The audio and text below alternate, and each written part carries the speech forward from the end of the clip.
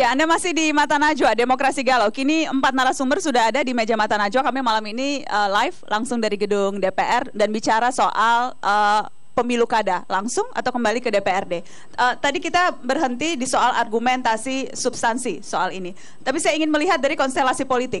Mas Aryo Bimo, apakah Anda melihat, saya pernah membaca, Anda mengatakan ini hanya manuver politik saja karena kalah kemarin Koalisi Merah Putih melawan Jokowi JK, jadi kemudian mengambil manuver ini. Apa penjelasan Anda soal statement itu? Iya, sebenarnya kan kita tidak perlu harus berdebat yang substantif ya. Perubahan tiba-tiba saja di panja undang-undang pilkada ini berubah menjadi pilkada yang dipilih oleh DPRD bukan pemilihan langsung. Ini hanya merupakan suatu akibat. Menurut para pengamat, ini adalah akibat dari kekalahan Koalisi Merah Putih. Menurut pengamat atau Anda juga percaya itu? Nah, kalau saya tidak pernah mengatakan Pak Prabowo ini kalah ya. Pak Prabowo ini nomor 2 lah ya. Oke. Ya.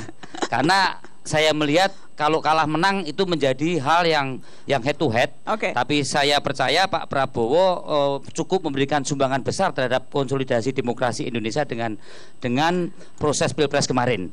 Dari saya melihat. Tetapi apa langsung tutup poin, Mas? Nah, kemudian kalau menurut saya adalah ini hal yang mencederai dari kebesaran Pak Prabowo dan Pak Hatta yang kemudian dikapitalisasi oleh kawan-kawan di Koalisi Merah Putih yang merubah substansi pilkada yang selama ini langsung dirubah menjadi pilkada lewat DPRD.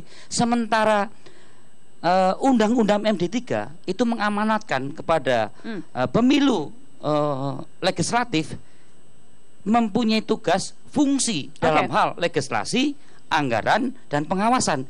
Tidak ada mandat rakyat yang diberikan kepada DPRD maupun tingkat kabupaten dan tingkat provinsi untuk memilih kepala daerah.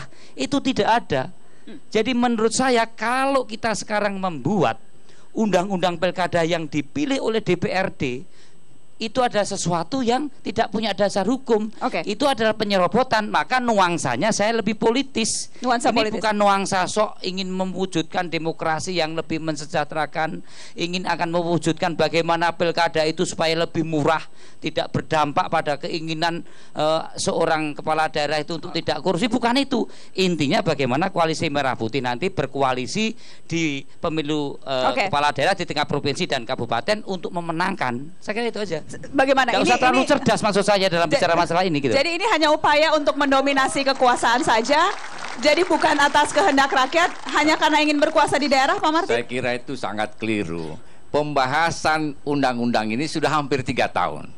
Dan ini usul pemerintah setelah melakukan pengkajian yang mendalam. Pemerintah cenderung kepada pemilihan tidak langsung.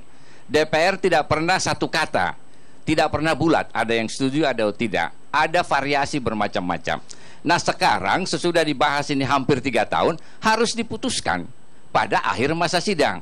Nah pada saat akhir masa sidang harus diputuskan, terlalu banyak dipandang dari segi politik koalisi A dan koalisi B, lupa kepada inti daripada maksud undang-undang itu. Pak Martin, seharusnya kita harus lihat undang-undang itu mana yang lebih bermanfaat bagi kepentingan rakyat untuk mencapai cita-cita kita. Seharusnya itu kurangnya. Saya kira kalau Prabowo menang dan Pak Hatta menang, tidak ada yang namanya usaha untuk merubah pilkada ini dari langsung ke DPR. Ini hanya karena faktor kekalahan Pak Prabowo Hatta. Kalau Pak Prabowo Hatta menang, tidak ada nuansa keinginan merubah proses pilkada ini dari langsung ke DPR. Singkat Pak Yani sebelum kita break. Dia bicara terus, Mas Arya, kan nggak mungkin kita bicara dua-dua, kasihan yang ada yang mendengar kan.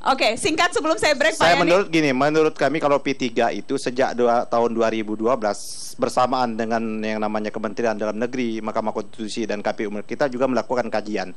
Tentunya kajian kita ini berdasarkan namanya stakeholder umat. Kami mendengar apa yang dihasilkan oleh Muhammadiyah, kami mendengar apa rekomendasi yang dikeluarkan oleh Nahdlatul Ulama.